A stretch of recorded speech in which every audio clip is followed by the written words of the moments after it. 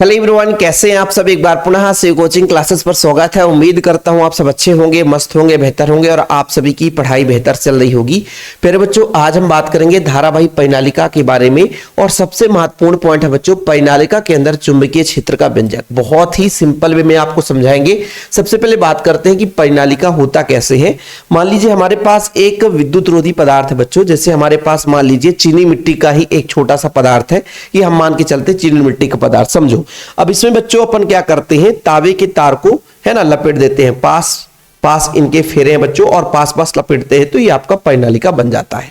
देखिए इसको मैं बताता हूं बच्चों अपने थोड़ा सा सरल तरीके से डायग्राम, ताकि आप लोगों को भी समझ में आ जाए, एग्जाम में भी बनाने में दिक्कत ना हो। ठीक है, थोड़ा सा समय देंगे आप लोग बच्चों ताकि मजा आए क्लास को समझने के लिए। तो सबसे पहले अपन क्या करते हैं, एक परिनालिका बनाते हैं। धारावाही परिनालिका बनाने के लिए मान लीजिए हम एक इस तरीके से बच्चों एक रॉड ले लिए और वो जो रॉड है या छड़ जिसे बोलेंगे, वो जो छड़ है बच्चों, ये जानते हैं किसका छड़ है, ये एस्बेस्टास का छड़ है या कि चीनी मिट्टी। चीनी मिट्टी सब लोग देखते हैं, घर में चाय पीते हो ना, चीनी मिट्टी का कप बना रहता है, सबके घर में चीनी मिट्टी का कप होगा। अब उसमें करेंगे क्या, तावे के तार को, जैसे विद्युत रुद्ध तावे का तार बोला जाता है, सीधा तावे का तार नहीं बोलते, बोलते विद्युत रुद्ध तावे का तार। इसका मतलब सर, जैसे मान लीजिए इसके अंदर है ना कापर है बच्चों, यहां अंदर तावे का तार है मतलब कापर है, लेकिन बाहर से विद्युत रोधी पदार्थ, ताकि भाई आप लोग इसको टच भी करोगे तो आपको झटका महसूस नहीं होगा, करंट नहीं लगेगा, क्योंकि तावे के चारों ओर जो तावे का तार है बच्चों, उसके चारों विद्युत रोधी पदार्थ चिपका हुआ है। समझ रहे हैं ना बच्चों। तो ये चीज है, विद्युत रुद्ध ताबे के तार को लपेटते हैं। सर कैसे, देखिए बच्चों यहां शुरू करते हैं, देखिएगा कहानी ऐसा आएगा, फिर ये निकला, ये ऐसा आएगा, फिर यहां से निकला, फिर अब बोलोगे सर कहां से निकल रहा, देखो यहां से गया और उधर घूम गया ना भाई, आपको सामने वाला जो पार्ट है वो तो दिखेगा, अंदर वाला पार्ट थोड़ी दिखेगा। जैसे मान लीजिए इस बोर्ड के उस साइड क्या है, मैं यहां से तार ले जाऊंगा तो अंदर वाला जो बाहर है वो नहीं दिखेगा, बाहर वाला दिखेगा, तो बाहर वाला दिख रहा है, फिर यहां से निकला, ये बाहर वाला दिखा, फिर यहां से निकला, फिर बाहर वाला दिखा। इस तरीके से कई सारे फेरे, यानी पास पास फेरों को क्या कर दिया जाता है, लपेट दिया जाता है। यानी यहां से धारा प्रवेश करता है बच्चों, मान लीजिए यहां से धारा आपका प्रवेश किया आई, तो इस तरीके से जाता है बच्चों, फिर यहां से ऐसे घूम करके ऐसा धारा की दिशा बच्चों, और ये आपका लास्ट में धारा बाहर की ओर निकल गया। ठीक है, ये धारा आई, ये आपका बन जाता है बच्चों क्या, धारावाही परिनालिका। कि भाई एक लंबी बेलनाकार कुंडली है, एक प्रकार से बच्चों कुंडली तो है ना। इसको बनाने के लिए क्या करते हैं बच्चों, एक विद्युत रोधी पदार्थ लेते हैं, जैसे चीनी मिट्टी ले सकते हैं, एस्बेस्टास ले सकते हैं, और उसमें तांबे के विद्युत रुद्ध तार के फेरे को पास पास लपेट देता बच्चों, यानी पास पास लपेट कर इसे बना देते हैं, तो ये आपका बन जाता है धारावाही परिनालिका। अब आप सबको पता है कि यदि किसी भी चालक तार में विद्युत धारा प्रवाहित किया जाए तो उसके चारों ओर बच्चों चुंबकीय क्षेत्र का गुण उत्पन्न हो जाता है। ये किसने बताया था, ऑरस्टेड ने बताया था, है ना। जैसे चालक तार है बच्चों, इसमें दाएं हाथ के नियम अनुसार यदि मान लीजिए चालक तार में धारा ऊपर की ओर बह रहा है, तो दाएं हाथ का नियम कहता है कि इन उंगलियों को जिधर हम मोड़ेंगे वो चुंबकीय क्षेत्र की दिशा को बताएगा। मतलब बच्चों यदि मैं कह दूं कि ये आपका चालक तार है, धारा ऊपर की ओर बह रहा, उसको इस तरीके से पकड़ो तो चुंबकीय क्षेत्र का डायरेक्शन इस तरीके से होगा। तो इस परिनालिका में बच्चों जब भी हम धारा प्रवाहित करेंगे बाह्य स्रोत से, तो इसके चारों ओर चुंबकीय क्षेत्र का गुण उत्पन्न होगा। इसको आप अपने दैनिक जीवन में एक छोटा सा प्रयोग से भी कर सकते हो। ये अपन प्रैक्टिकल है ना, जब ऑफलाइन क्लास लेते थे तो कराते थे। धारावाही परिनालिका आसान है बच्चों, बड़ा सिंपल है। ठीक, चलिए ये हमने समझा दिया बच्चों। अब हम बात करेंगे क्वेश्चन, धारावाही परिनालिका के अंदर चुंबकीय क्षेत्र का व्यंजक। थोड़ा समझना, अंदर की बात की रहे, बाहर की बात नहीं की जा रही है। बाहर जो चुंबकीय क्षेत्र है एस से एन की ओर जाता है बच्चों, लेकिन अंदर बाहर जो एन से एस की ओर, मतलब एन ध्रुव से एस ध्रुव चुंबकीय क्षेत्र रेखाएं एन से एस की ओर, लेकिन अंदर एस से एन की ओर चलती है। ठीक है, चलिए बात करेंगे बच्चों कि परिनालिका के अंदर चुंबकीय क्षेत्र। देखो बच्चों हमने कहा कि वे किसी भी चालक तार पर विद्युत धारा प्रवाहित करेंगे तो चुंबकीय क्षेत्र का गुण उत्पन्न होगा। अब ये जो परिनालिका है तो कहीं ना कहीं चालक तार से ही बना हुआ है, क्योंकि उसमें कई सारे फेरे बनाए, कुंडली तो ही है बच्चों, बस पास पास फेरे हैं, है ना। उसके कारण एक चुंबकीय क्षेत्र जनरेट होगा, एक समान चुंबकीय क्षेत्र जनरेट होगा बच्चों, एक समान चुंबकीय क्षेत्र जनरेट होगा। तो सबसे पहले अपन एक समान चुंबकीय क्षेत्र जनरेट करते हैं। ठीक है, एक समान चुंबकीय क्षेत्र जनरेट करते हैं। ठीक, चलो तो भाई यदि हम आपसे कह दें इस तरीके से, थोड़ा सा ज्यादा ही मोटा है, इसको और पतला करो। ठीक है बच्चों, एक समान चुंबकीय क्षेत्र जनरेट करेंगे ऐसा। ठीक है, 1 2 3 बस। ठीक है,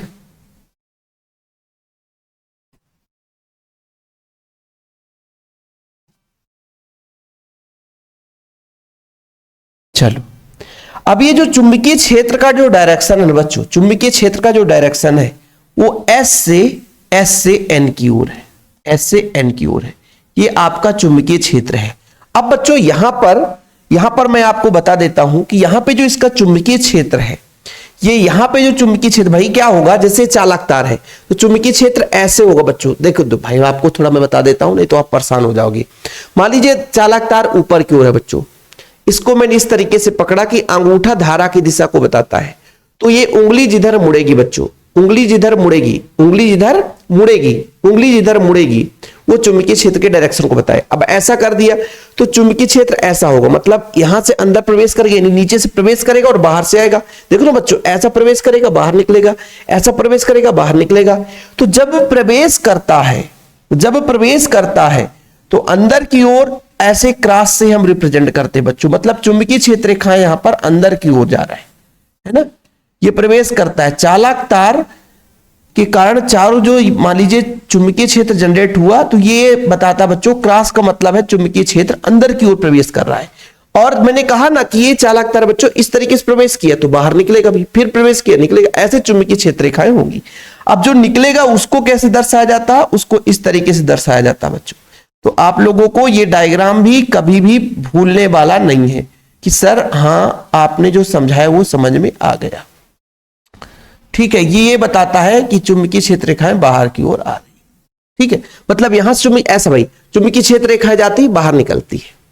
ठीक है, तो हमने तो भाई यहां पर एक परिनालिका ही बना दिया था ना कि परिनालिका के अंदर चुंबकीय क्षेत्र, भाई यदि बाहर की बात करें तो एन से एस ध्रुव पे चलता है चुंबकीय क्षेत्र रेखाएं, लेकिन अंदर की बात करें तो एस से एन। तो बुक में एस से एन लिखा रहता है, तो आप परेशान मत होना कि सर है ना, सर बाहर एन से एस होता है लेकिन आपने यहां एस से एन दर्शा दिया तो गलत हो गया आपका। तो ये आप लोगों के मन में कभी भी ना होना चाहिए, तो ये चीज आपको क्लियर होना चाहिए बच्चों।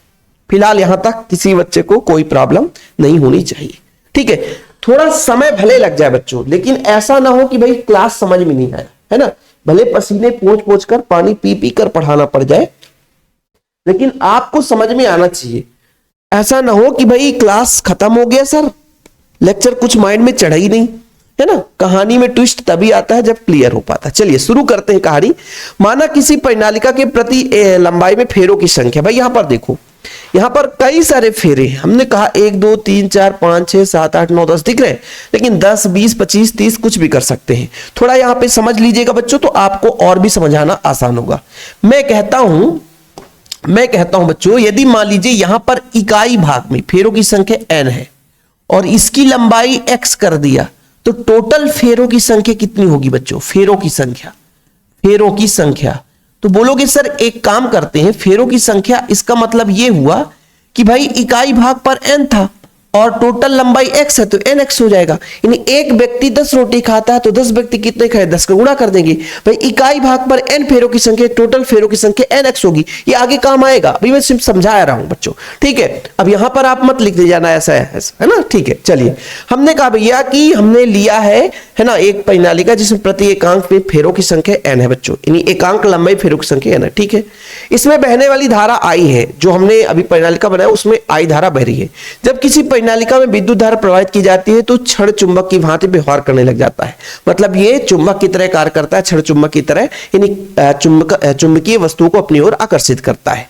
परिनालिका के अंदर चुंबकीय क्षेत्र भी एक समान, बाहर लगभग शून्य होता है। यानी बाहर की बात करें यहां पर चुंबकीय क्षेत्र बच्चों वो शून्य होगा, चाहे इधर की बात करें वो लगभग शून्य होगा, और अंदर जो परिनालिका के अंदर अंदर की बात कर रहे हैं तो अंदर जो है एक समान चुंबकीय क्षेत्र होगा बच्चों। फिलहाल यहां तक क्लियर कि माना हमने एक परिनालिका ले लिया बच्चों, प्रति एकांक लंबाई में फेरों की संख्या n है बच्चों, है ना। जब भी इसमें धारा प्रवाहित करते हैं तो इससे दंड चुंबक की भांति काम करने लग जाता है, क्षण चुंबक की भांति काम करने लग जाता है।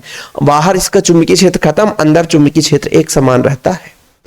यहां तक किसी बच्चे को कोई प्रॉब्लम नहीं होनी चाहिए, क्योंकि अब हम क्या करेंगे बच्चों, ये आप लोगों को पता होगा कि ये जो लंबी धारावाहिक परिनालिकांड चुंबकीय क्षेत्र है, ये एम्पियर के परिपथी नियम का अनुप्रयोग है। एम्पियर के परिपथी नियम का हम अनुप्रयोग देखते हैं बच्चों। चलिए शुरू करते हैं। सबसे पहले अपन क्या करेंगे कि एक बंद लूप की कल्पना करेंगे। एक बंद लूप की कल्पना करते हैं बच्चों, ठीक है। सबसे पहले अपन एक बंद लूप की कल्पना करते हैं। बंद लूप कैसा होगा सर, देखिए यहां पे मैं एक बंद लूप बनाता हूं बच्चों, एक बंद लूप, ठीक है। थोड़ा सा गड़बड़ हो गया, 1 मिनट। चलो एक बंद लूप की कल्पना करते हैं, यहां से अपन बनाते हैं।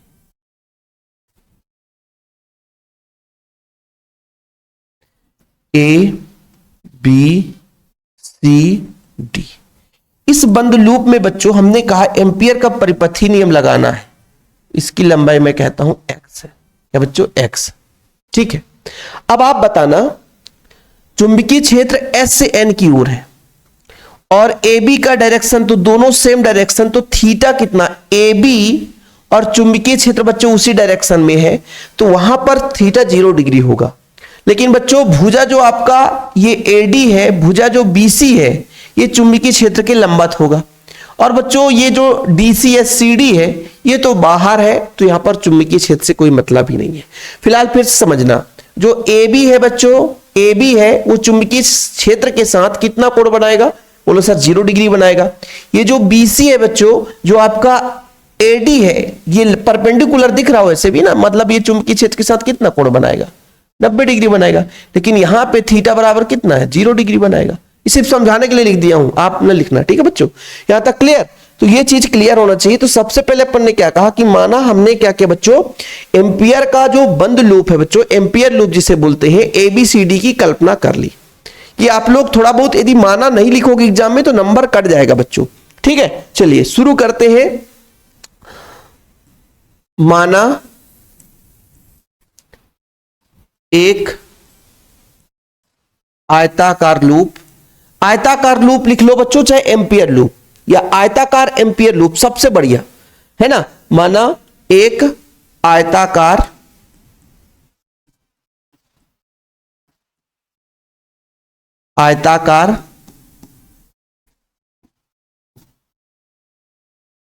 आयताकार एम्पियर लूप ABCD है, ठीक है बच्चों। ABCD है, ABCD है, ठीक है। जिसमें AB बराबर हमने माना है और चाहे CD बराबर आपने माना बच्चों x। मतलब बच्चों हमने कहा AB की बात करें और CD की बात करें तो x है, तब एम्पियर का परिपथी नियम लगाएंगे। एम्पियर का परिपथी नियम यदि आप लोगों को पता हो तो क्या बताया गया था कि किसी भी बंद परिपथ में चुंबकीय क्षेत्र का रेखीय समाकलन उसमें प्रवाहित धारा का μ0 गुना होता है, ठीक है बच्चों। बड़े प्यार से समझना थोड़ा सा, यह बताया गया था कि किसी भी बंद लूप में चुंबकीय क्षेत्र का रेखीय समाकलन उसमें प्रवाहित धारा का μ0 गुना होता है, μ0 गुना होता है। अच्छा सर, तो इस बंद लूप की बात करते हैं तो बंद लूप में 4 भुजा है, A से B, B से C, C से D, ठीक है बच्चों। तो एम्पियर का परिपथी नियम लगाएंगे। एम्पियर का परिपथी नियम लगाने से पहले हमको बच्चों इसका वैल्यू प्राप्त करना है, इसका वैल्यू प्राप्त करना है, ठीक है। एम्पियर का परिपथी नियम लगाएंगे तभी तो हम किसी भी बिंदु पर चुंबकीय क्षेत्र निकाल पाएंगे बच्चों। तो एम्पियर के परिपथी नियम लगाने के लिए हमें इस चीज का वैल्यू फाइंड करना है और इसको निकालना है। सबसे पहले अपन इस चीज को प्राप्त कर लेंगे और जब ये प्राप्त हो जाएगा बच्चों तो एम्पियर का परिपथी नियम लगा देंगे, ठीक है। किसी कोई प्रॉब्लम? एम्पियर का परिपथी नियम क्या कहता है कि किसी भी बंद लूप में चुंबकीय क्षेत्र का रेखीय समाकलन उसमें प्रवाहित धारा का μ0 गुना होता है। तो हम कह सकते हैं कि आयताकार, क्या आयताकार जो लूप है बच्चों, आयताकार लूप ABCD, गलत लिख दिया क्या, सही तो है, आयताकार लूप ABCD के चारों ओर क्या उत्पन्न हुआ होगा, चुंबकीय क्षेत्र, चारों ओर चुंबकीय क्षेत्र B का रेखीय समाकलन। क्या बच्चों, रेखीय समाकलन, यही तो निकालना है। क्या बोला गया है एम्पियर का परिपथी नियम? एम्पियर का परिपथी नियम यह कहता है कि किसी भी बंद लूप में जो भी चुंबकीय क्षेत्र होगा उसका रेखीय समाकलन उसमें प्रवाहित धारा का म्यू नॉट गुना होता है। बड़े प्यार से, ठीक है सर, म्यू नॉट गुना होता है तो क्या करना है सर, म्यू नॉट गुना कर दो। यानी भाई साहब मैं कहता हूं कि B डॉट dl, ये बंद परिपथ के लिए बात की जा रही, पूरे बंद, इस बंद परिपथ का मतलब है कि भाई वो एक लूप है, वो बंद लूप है बच्चों, क्या एक बंद लूप है। अब इस बंद लूप में कितने भाग हैं, वो 4 भाग हैं। वो 4 भाग कैसे कैसे हैं, एक A से B तक है, B डॉट dl, ठीक है बच्चों। दूसरा आपका B से C तक है, B डॉट dl। फिर तीसरा बच्चों C से D तक है, B डॉट dl, D तक है, B डॉट dl। यही चीज तो है। 1 मिनट भाई, 1 मिनट, ठीक, कोई दिक्कत नहीं। और जो अपना थोड़ा सा यहां पे एक और भाग है बच्चों, C से D हो गया, फिर D से A हो गया, D से A हो गया बच्चों, ये B डॉट dl। और इसको अपन समीकरण 1 दे देते हैं बच्चों। ये मैंने कहा इस बंद लूप को 4 भागों में बांट सकते हैं, A से B, B से C, C से D बच्चों। इसको समीकरण आप दे सकते हो, कौन समीकरण, एक समीकरण नंबर 1 दे दो, जरूरत पड़ेगा ना, इसको समीकरण नंबर 1 दे दो। थोड़ा सा डायग्राम था इसलिए इसको सीधा हमने नहीं लिखा, इतना आप लोग स्क्रीनशॉट ले लो क्योंकि ये बहुत काम का चीज है बच्चों। यदि आप लोग इसे यदि नहीं अच्छे से तैयार करेंगे तो मान लीजिए कहानी सब खत्म है। स्क्रीनशॉट ले लो, बड़े प्यार से स्क्रीनशॉट ले लो बच्चों, क्योंकि अब हमको चारों मान निकालना है बच्चों, चारों मान, A B, B से C, C से D और D से A। सबसे पहले मैंने बात की थी A से B बच्चों, A B और चुंबकीय क्षेत्र रेखाएं एक दूसरे के समांतर है, तो आप बड़े प्यार से निकालोगे कि अब क्या निकालोगे सर, अब सबसे पहले अपन क्या निकालेंगे बच्चों, A से B के लिए निकालेंगे, B डॉट dl निकालेंगे। अच्छा सर, A डॉट B क्या होता है सर, A डॉट B क्या होता है, AB cos थीटा होता है, यानी B dl cos थीटा होता है। तो थीटा की जगह हम 0 डिग्री कर सकते हैं, थीटा की जगह 0 डिग्री कर सकते हैं। क्यों, क्योंकि बच्चों जो B है, वेक्टर B है, वह dl मतलब अल्पांश की बीच की दूरी के बीच कोण, कोण कितना है बच्चों, थीटा बराबर 0 डिग्री है। कितना है, थीटा बराबर 0 डिग्री है। तो बच्चों यहां पे मैं बड़े प्यार से कहूंगा cos 0 का मान 1 होता है, तो A से B बच्चों B dl हो गया। अब बच्चों B को बाहर ले लूं, तो A से B की लंबाई, ये dl का मतलब A से B की लंबाई बच्चों, तो यहां से A से B के बीच की दूरी, B की लंबाई, A से B के बीच की दूरी, ये बीच की दूरी कितनी है बच्चों की दूरी, AB बराबर कितनी है, तो AB बराबर आप कहोगे सर x है। x कहां से ले लिया हमने, माना है, तो बच्चों B इंटू x आ गया। अब आप लोगों को लगेगा सर कहां से आ गया, मुझे समझ में नहीं आया। तो मैंने पहले ही बताया बच्चों, चाहे हम AB की बात करें चाहे CD की बात करें, x का मान यहां से दोनों का मान x होगा बच्चों, यहां तक ठीक है। किसी बच्चे को प्रॉब्लम हो तो बताओ भाई। पहला पॉइंट अपन ने निकाल लिया, कौन सा, AB बराबर वाह बच्चों। अब निकालेंगे वाह। अब हम कह रहे हैं कि भाई C से D, A से B हो गया। अब B से चलते हैं, कहां चलते हैं, B से कहां चलते हैं बच्चों, C तक चलते हैं, B डॉट dl चलते हैं, ठीक है बच्चों। तो यहां पर क्या होगा, B dl cos थीटा और cos 90 हो जाएगा। और जब cos 90 की बात आती है बच्चों तो इसका मान 0 आ जाएगा, खत्म कहानी। cos 90 का मान मतलब 0 आ जाएगा, cos 90 मान 0 मतलब सब कुछ 0, खत्म। यहां पर कोण, यहां पर आप बता सकते हो कि चूंकि जो B है बच्चों और जो अल्पांश है बी व डीएल अल्पांश बच्चों के बीच कोण, के बीच कोण कितना है बच्चों? के कोण थीटा बराबर 90 डिग्री है। थीटा बराबर 90 डिग्री क्यों? क्योंकि यहां पर आप देख लो बच्चों, ये जो आपका बीसी है, ये जो बीसी है परपेंडिकुलर है बच्चों, परपेंडिकुलर है, ध्यान रखिएगा बच्चों, इतना क्लियर है। तथा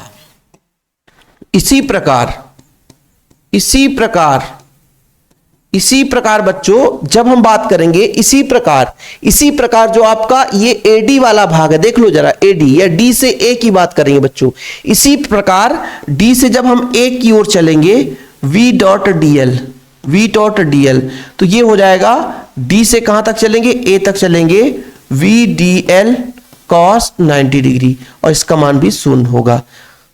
तथा एक अब और बच रहा बच्चों, एक और बच रहा है, कौन सा बच रहा है? बड़े प्यार से समझना, सी से डी बच रहा है, सी से डी बच रहा है, बी डॉट डीएल। ध्यान देना बच्चों, ये जो यहां पर v का मान है, पहले आप इसको c से d करो, v dl cos थीटा करो। अब बच्चों यहां पर जो b का मान 0 है, बाहर देखो बच्चों, जो आपका परिनालिका है, परिनालिका के बाहर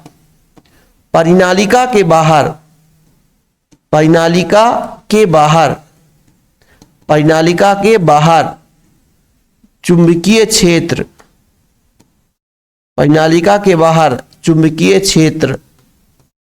चुंबकीय क्षेत्र B बराबर 0 है बच्चों।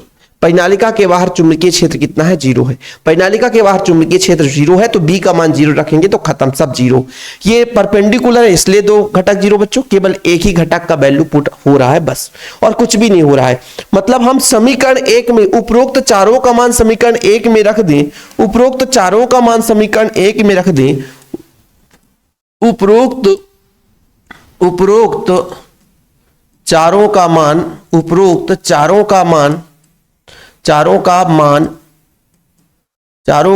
समीकरण 1 में रख दें बच्चों। समीकरण 1 में रखने पर जब समीकरण 1 में रखेंगे, समीकरण क्या कहता है? बी डॉट डीएल, यानी बंद पृष्ठ का रेखीय समाकलन। पहला भाग का आया बच्चों b इंटू एक्स, दूसरे का 0, तीसरे का 0 और चौथे का भी 0 आया, यही तो आया। तो अपना आ गया b डॉट डीएल बराबर b इंटू एक्स। अभी कहानी में मजा आएगा भाई, कहानी में मजा आएगा। देखो बच्चों, पहले तो आप लोग इसको समझो, कहानी में इसलिए मजा आएगा क्योंकि हम बात कर रहे थे बच्चों कि भाई साहब ये आपका एक कुंडली से बना हुआ परिनालिका है। मैंने ये बोला कि मान लीजिए इसमें आई धारा बह रही है, ठीक है सर, कितना धारा बह रहा? आई। अब जब हम बात करते हैं फेरों की संख्या, तो प्रत्येक, अभी यहां पर समझना, प्रति एकांक लंबाई में फेरों की संख्या n है, प्रति एकांक लंबाई में फेरों की संख्या n है, तो टोटल फेरों की संख्या x वाले भाग में, 1 मिनट, x वाले भाग में, मतलब बच्चों x वाले लंबाई में टोटल फेरों की संख्या कितनी हो जाएगी? nx। भाई एक फेरे में यदि आई धारा बह रही है तो टोटल कितना धारा बहेगा बच्चों? nxi। कुछ समझ में आया? नहीं। मैंने ये बोला कि फेरों की संख्या कितनी है, इकाई में n, तो संपूर्ण की बात करेंगे तो भाई हमने कहा x वाले भाग में nx हो जाएगा, धारा I बह रहा है तो टोटल धारा nxi हो जाएगा, nxi हो जाएगा। कुछ समझ में आया? मैं ये बोल रहा हूं बच्चों, मैं ये बोल रहा हूं, देखो इकाई भाग में n फेरे, तो टोटल x लंबाई में कितने फेरे? nx। अब nx फेरों की संख्या हो गई, एक फेरे में यदि I धारा बही तो टोटल धारा कितना? nxi हो जाएगा। ठीक है सर, यही चीज तो अपन भी बात कर रहे थे, है ना, बड़े प्यार से। तो मैं यदि आपसे कह दूं कि भाई जो हमने आयताकार लूप लिया है, आयताकार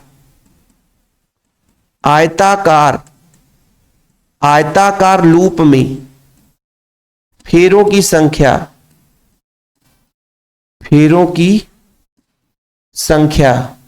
कितनी होगी? तो आप कहोगे सर इकाई भाग में n फेरे, तो भाई जो टोटल फेरों की संख्या nx हो जाएगी। इसलिए ABCD आयताकार लूप में बहने वाली धारा,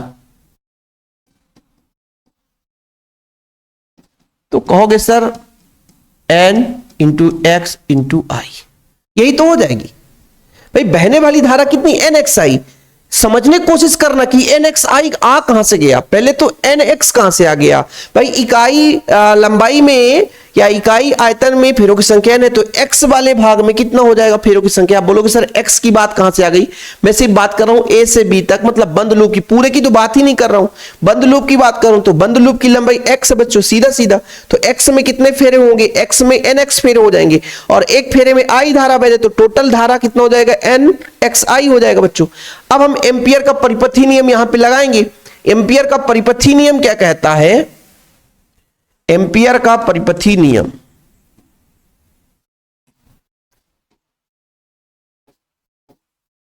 एम्पियर का परिपथी नियम, एम्पियर का परिपथी नियम क्या कहता है बच्चों, बड़े प्यार से बताना।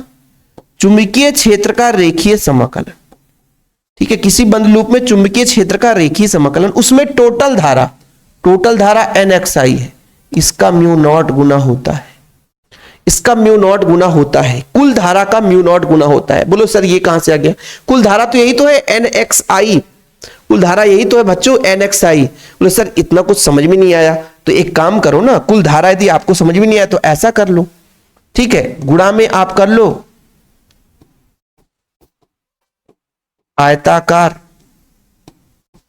आयताकार लूप ABCD की धारा। अब तो समझ में आएगा। तो ABCD में कितना धारा है, बोलो सर ABCD में है nxi। तो सर एक काम करते हैं, तो गुणा ना लिख के डायरेक्ट तो nxi कर सकते हैं, ठीक है, ठीक है सर बताओ, ठीक, चुंबकीय क्षेत्र का रेखीय समाकलन, ठीक, ये चीज हो गया बच्चों। और अपन बड़े प्यार से कहते हैं कि भाई इसको अपन समीकरण 2 दे देते और इसको अपन समीकरण 3 दे देते, और समीकरण 2 और 3 की तुलना कर दो, कहानी खत्म, मजा खत्म, यहीं से समाप्त हो जाएगा बच्चों। समीकरण